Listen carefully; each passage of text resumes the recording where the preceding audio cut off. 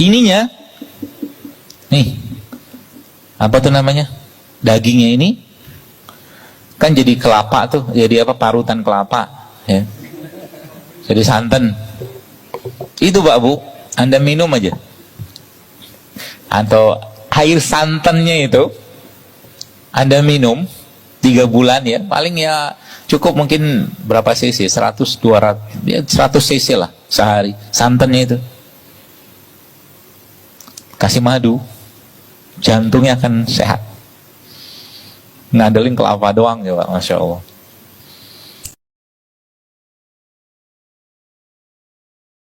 Jadi makan tempe itu lebih baik mentah. Baru tahu ya Pak? Itu obat emah terbaik Pak. Karena kan probiotik ya, fermentasi. Tempe nanti dibikin sandwich, namanya sandwich tempe. Tempenya di slice tipis, tengahnya kasih kurma, dimakan. Nah, itu obat emah. Bukan hanya obat emah, tapi itu banyak sekali masalah pencernaan yang menjadi masalah besar dalam tubuh kita, itu bisa selesai dengan makan kayak begitu.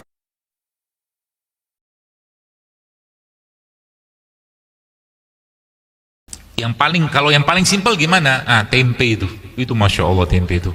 Saya takjub dengan penelitian atau mungkin riset tentang tempe. Bahkan tempe itu Bapak Ibu sekalian ya, itu apa namanya, ada vitamin yang ada pada hewan, yang hanya ada pada hewan, tapi karena proses fermentasi pada tempe menggunakan ragi itu juga muncul di tempe, tapi di kedelai nggak ada. Itu dahsyatnya tempe. Tapi kita masalahnya makan tempenya penuh dengan kalori gitu loh. Tempenya dikasih tepung kan gitu, digoreng gitu kan. Jadi akhirnya apa? Beban tubuh tuh bertambah lagi gitu loh. Terus bagaimana cara bikin tempe supaya tidak pakai tepung gitu kan? Ya banyak, pilihannya banyak banget lah. Ya bahkan saya pernah nyobain bikin jus tempe itu pakai madu, pakai kurma. Enak banget Pak. Tapi bukan tempe digoreng ya.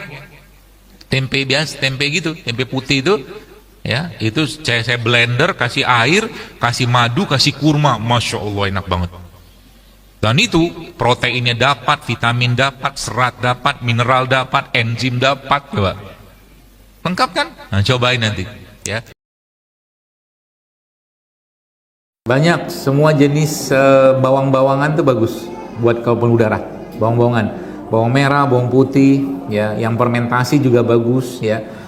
Itu kemudian habatus sauda juga bisa untuk membersihkan darah, kunyit juga bisa.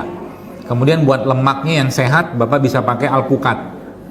Jadi alpukat Bapak makan aja tiap hari, itu buat lemak, buat bersihkan darah, menguatkan pembuluh darah juga bisa itu. Kemudian ya madu standar, sama tadi mungkin beberapa ramuan yang pernah dulu sudah pernah saya share, itu isinya tuh bawang putih, jahe, cuka, madu. Itu pernah saya share cara bikinnya ya. Jadi ada cuka, ada bawang putih, ada jahe, ada madu, ada 4. Itu buat pembersih darah bagus banget ya. Itu aja pakai. Kalau produk saya wallahualam nggak tahu.